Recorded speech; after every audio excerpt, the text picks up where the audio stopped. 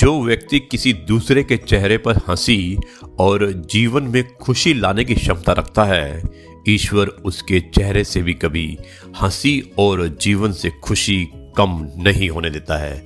दोस्तों सुप्रभात, good morning, सत श्री अकाल, आदाब। आपका प्रिय आरजे आदि कश्यप मुंबई से मानुस और आपके लिए लेकर आया है आपका मनपसंद प्रोग्राम आदि टेढ़ी बातें। एपिसोड नंबर है 111 28 अगस्त 2020, दिन है फ्राइडे।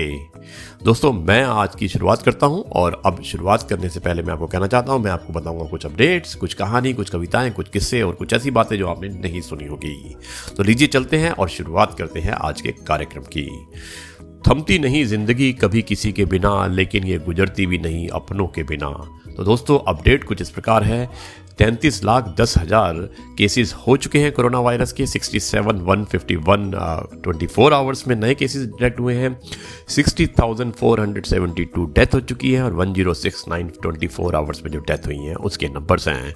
खबरों में कुछ इस प्रकार है कि कोई भी सेल नहीं बढ़ रही है, लेकिन स्टॉक मार्केट अप है। तो ये देखना है कि कारण क्या हो सकते हैं। दोस्तों सुप्रीम कोर्ट ने मुहर्रम के प्रोसेशन पर इस बार रोक लगा दी है। उन्होंने कहा है कि प्रोसेशन नहीं जाएगा पूरे देश में और इस बार मुहर्रम आपको शांतिपूर्वक मनाना पड़ेगा। उसके अलावा एक्सचेंजर जो वर्ल्ड की काफ़ी बड़ी मल्टीनेशनल कंपनी है, उसने कई सारे एम्प्लॉयज़ को निकालने का फैसला बना लिया है। दोस्तों यह है आपका अपना प्रिय आरजे आदि कश्यप मुंबई से मानुस और आपके लिए लेकर आया है आपका मनपसंद प्रोग्राम आड़ी टेढ़ी बातें। दोस्तों मैं आपको बताना चाहता हूं कि चीन की दीवार के बाद सबसे लंबी दीवार जो है भारतवर्ष में है, किंतु कुछ ऐसे लोग हैं जो इतिहासकारों का ध्यान उधर जाता ही नहीं है। मैं आपको एक बताना चाहता हूं कि बहुत से भारतीयों को नहीं पता कि मेवाड़ के कुंभलगढ़ किले की दीवार दुनिया की सबसे दूसरे नंबर पर सबसे लंबी दीवार है। इस दुर्ग का निर्माण महान योद्धा महाराणा कुंभा ने करवाया था। इसके निर्माण में 15 वर्ष लगे थे, यानी कि 1443 से और 1458 15 वर्ष लगे थे इसको बनाने के लिए। ये दीवार 36 किलोमीटर लंबी है और 15 फीट चौड़ी है। इस पर एक साथ 10 घोड़े दौड़ सकते हैं। तो दोस्तों ये एक बात ऐसी है जिसके बारे में किसी को नहीं पता था, ये हम आपको बताना चाहते थे। दोस्तों किसी के पैरों में गिरकर कामयाबी पाने से बेहतर है अपने पैरों पर चलकर कुछ बनने की ठान लो। तो दोस्तों अब मैं ले चलता हूँ आपको कार्यक्रम की अगली पड़ाव।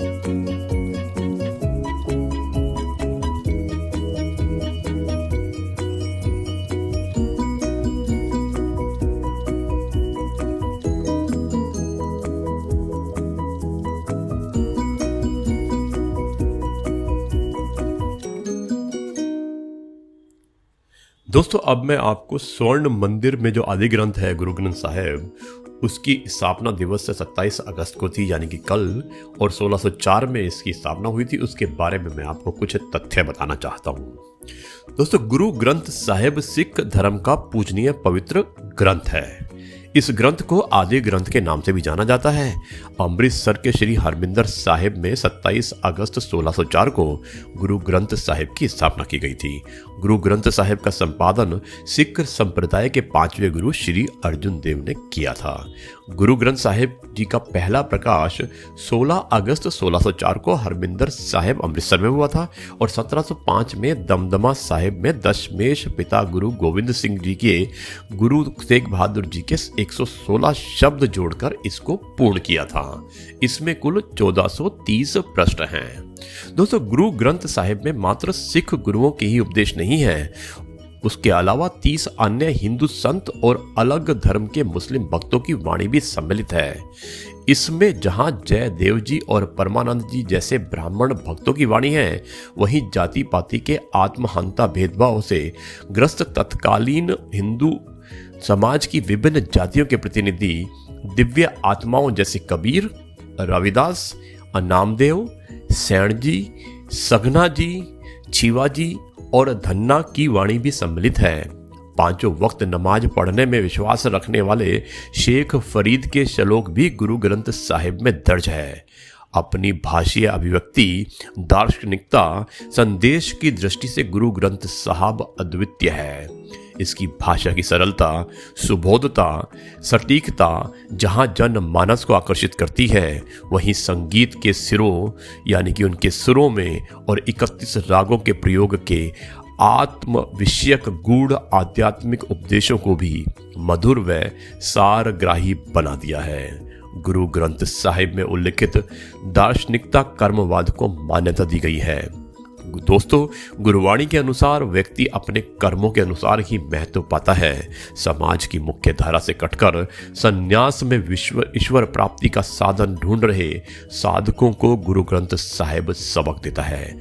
हालांकि गुरु ग्रंथ साहिब में आत्मनिरीक्षण, ध्यान का महत्व स्वीकारा गया है, मगर साधना के नाम पर परित्याग, अकर्मण्यता, निश्चेष्टता और उसकी गुणवाणी का विरोध करती है। गुरुवाणी के अनुसार ईश्वर हमारे हृदय में ही है और उसे अपने आंतरिक हृदय में ही खोजने व अनुभव करने की आवश्यकता है। गुरुवाणी ब्रह्म ज्ञान से उपजी आत्मिक शक्ति को लोक कल्याण के लिए प्रयोग करने की प्रेरणा देती है। मधुर व्यवहार और विनम्र शब्दों के प्रयोग द्वारा हर हृदय को जीतने की सीख दी गई है। तो दोस्तों, ये था आदि ग्रंथ के बारे में, और अब मैं आपको लेकर चलता हूं इस कार्यक्रम के अगले पड़ाव।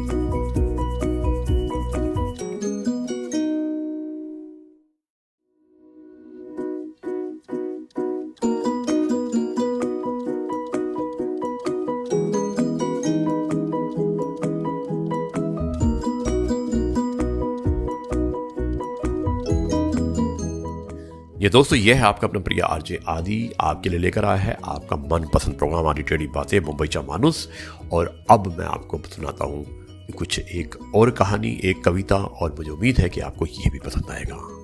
दोस्तों, लगता था जिंदगी को बदलने में वक्त लगेगा, पर क्या पता था बदला हुआ वक्त जिंदगी बदल देगा।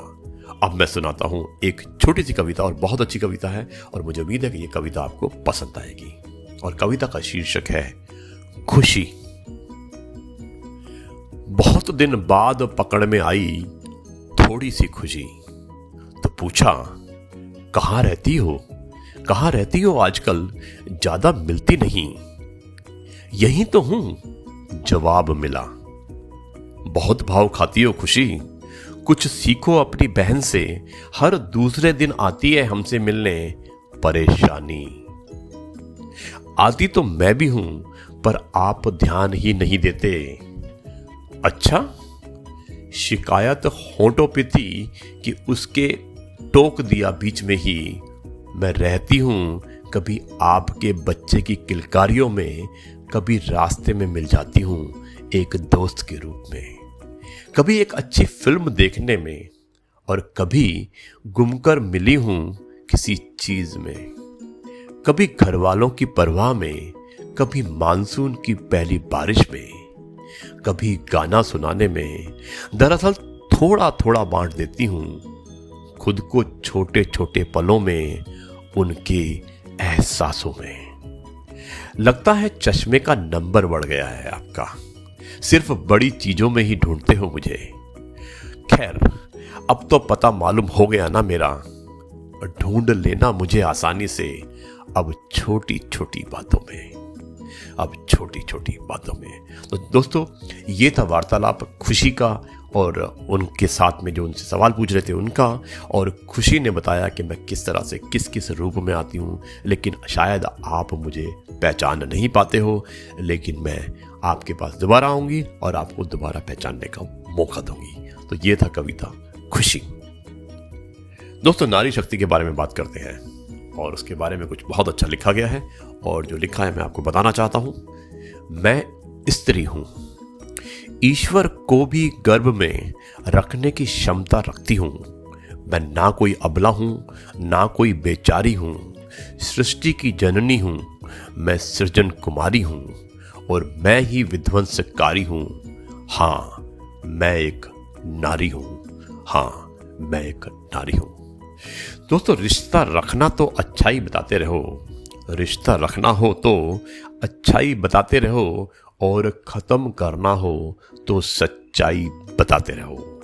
जिंदगी जब देती है तो एहसान नहीं करती, और जब लेती है तो लिहाज नहीं करती। दोस्तों, यह है आपका अपना प्रिय आरजे आदि आपके लिए लेकर आया है आपका मनपसंद प्रोग्राम आड़ी टेढ़ी बातें। अब मैं इस कार्यक्रम को आगे बढ़ाता हूं और अपने प्रोग्राम का जो आखिरी पड़ाव, आखिरी हिस्सा होता है वो एक कहानी के रूप में होता है, और मैं जल्द आपके पास आता हूं वापस एक कहानी को लेकर।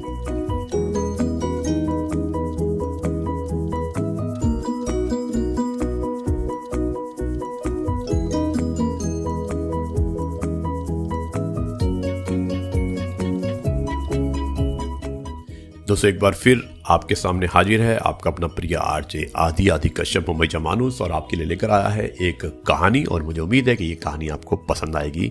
और पसंद के अलावा मैं आपको बताना चाहता हूँ कि इस कहानी का जो शीर्षक है वो शीर्षक है कि खुदा हमारा साथ निभाता है।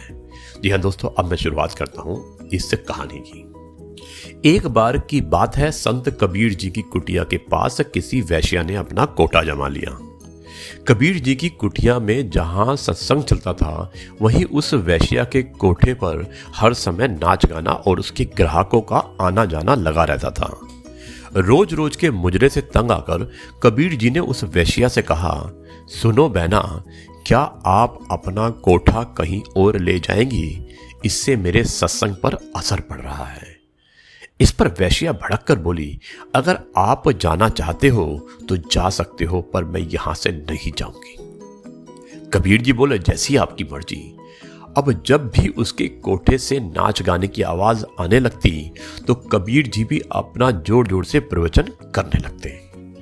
नतीजा ये हुआ कि वैश्या के ग्राहक कबीर की मधुर वाणी सुनकर सत्संग में आने लगे। वैश्या को घाटा पड़ने लगा, उसके ग्राहक सत्संगी बनने लगे। सो उसने अपने यारों से कहकर कबीर जी की कुटिया में आग लगवा दी। जिस समय आग लग रही थी, कबीर जी की बंदगी में बैठे थे और उन्होंने रब से कहा, वाह मेरे मालिक वाह, अब तू भी यही चाहता है कि मैं ही यहां से चला जाऊं, तो सो तेरा आदेश मेरे माथे। कबीर जी जाने ही वाले थे कि ऐसी तूफानी आंधी चली जिससे कबीर जी की कुटिया की आग वेश्या की घर की तरफ चली गई। जिस समय आग लगी, कबीर जी बंदगी में बैठे थे और जब उन्होंने कहा कि मैं जाना चाहता हूं, और उसके बाद ये आग का रुख उस कुटिया की तरफ से उस कोठे की तरफ हो गया। दोस्तों, जिससे कबीर जी की कुटिया की आग तो बुझ गई, पर हवा का बहाव जब आग कोठे की तरफ चला गया तो उसके सभी यार उसे आग में छोड़कर भाग गए और वैश्या चीख मारकर रोने लगी। ये क्या जादू है फकीर, तूने मेरा कोठा जला दिया। वे भाग के कबीर जी के पास गई और बोली, तू तो चतुर जादूगर है, ये कैसे किया तूने? कबीर जी हंसने लगे और बोले, ना तूने आग लगाई ना मैंने आग लगाई, ये तो यारों ने अपनी यारी निभाई। कबीर जी बोले, जैसे तेरे यारों ने तेरे कहने पर आग लगाई थी, उसी तरह मेरे यार यानी कि मेरे खुदा ने भी आग बुझाकर अपनी यारी खूब निभाई है।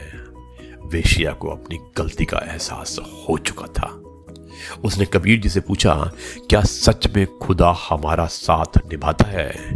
सो कबीर ने बोला, पगली, नमूना तेरे सामने है।